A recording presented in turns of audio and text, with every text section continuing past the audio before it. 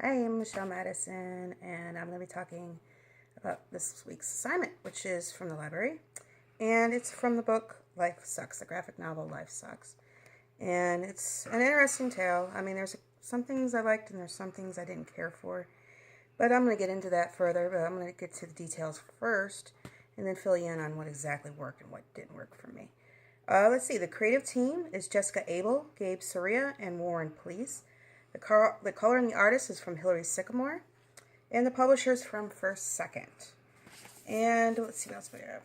Okay, and also it's considered a graphic novel because basically from beginning to end, there's one complete storyline. There isn't a break and then there's a new story of these different characters. It's basically one solid piece from beginning to end.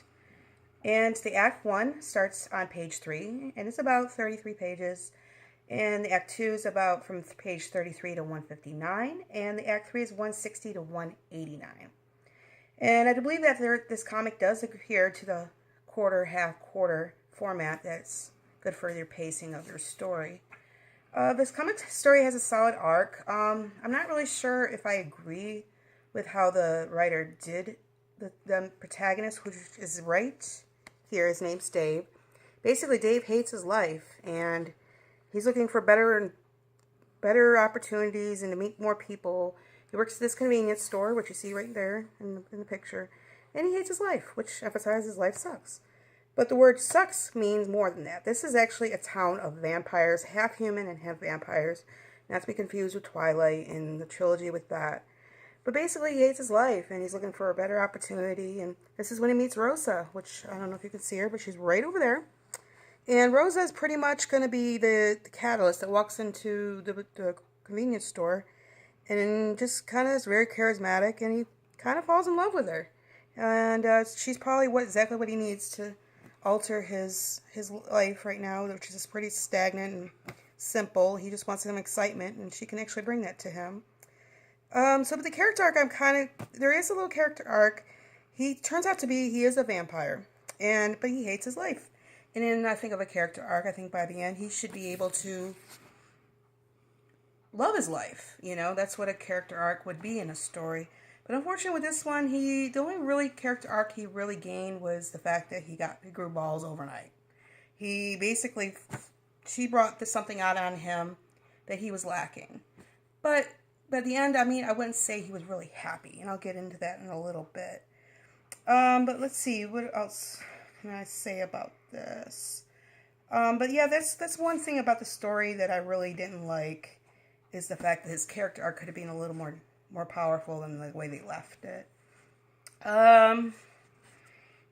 He does have, the transitions in this work pretty well. I can open up the pages so you can see, well, not my book pages, but let's see here. I mean, there's some pages where he's actually in the car in the beginning, and the setups in the beginning of the panel, and by the end it's kind of stays the same with the transitions. As you can tell, like this one scene here, he's basically in the water, and he's kind of moving at the pace he should be moving in, and it's kind of, here he is, he's coming out of the water, completely out of the water, he's on the sand. So the transitions are pretty well done in this book. And as far as mini comic pages, it does have it. I'm going to go into one particular page that I didn't notice a sample of it. For instance, right here, you can see him, if I can hold the book open, you can see him here, he's in the car, and then he's leaving the car, and by the end, he's actually in the house. So it works as, from beginning to end, it does hold that requirement of a mini comic page, I would say, out of that. Also, okay, let's see what we got here. There is a directional flow.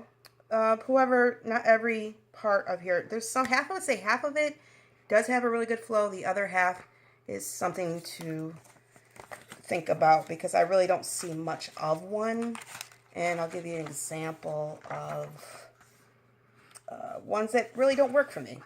If you can look in this comic page, I know we're told, you know, the end panel should have some form of directional flow, so you would want to turn the page.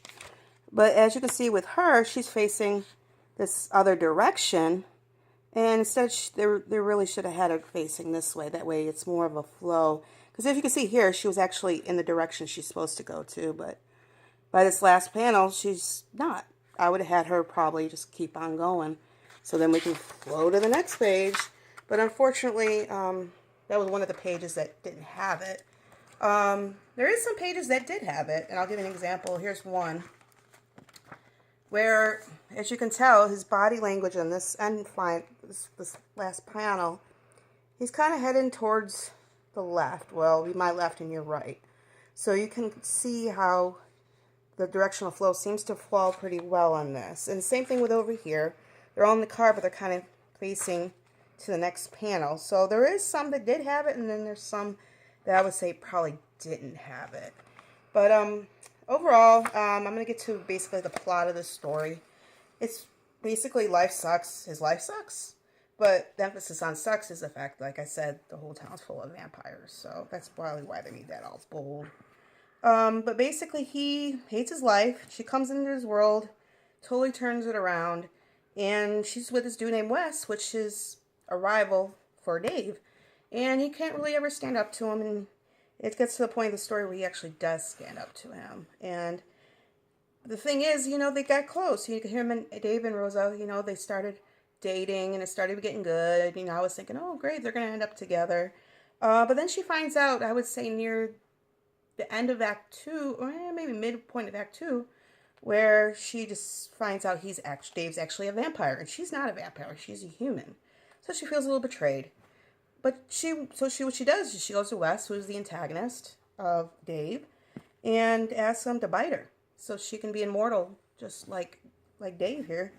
And he does it. And basically his boss, right here, he has a boss at the convenience. Dave's boss is basically a head vampire. So he does these little voodoo magics to make her not a vampire anymore. And I'm thinking by the end of the story, they should be together and happily live after. Unfortunately, that wasn't the case. Only really good thing came out of her is she's not a vampire anymore. But he didn't end up with her. I would have wrote it differently. I would have had them together and live happily ever after. The writer didn't put it that way. So that was my biggest gripe about the story. The character arc was semi-satisfying, but it could have been a little more depth to it. And he could have ended up with her, and he didn't. She was just kind of like, yeah, I'm not a vampire anymore. But they really didn't end up together. So it's kind of an upsetting story to read. I mean, it's got its good points and it's got its bad points, but personally, I'm kind of on the fence with this whole book. I really thought there'd be more arc, more development, more character development. Unfortunately, there wasn't any. So, but other than that, that's the book, Life Sucks. If you're interested and think it's for you, go to the library. It's where I went. Check it out. And y'all have a Merry Christmas. Bye.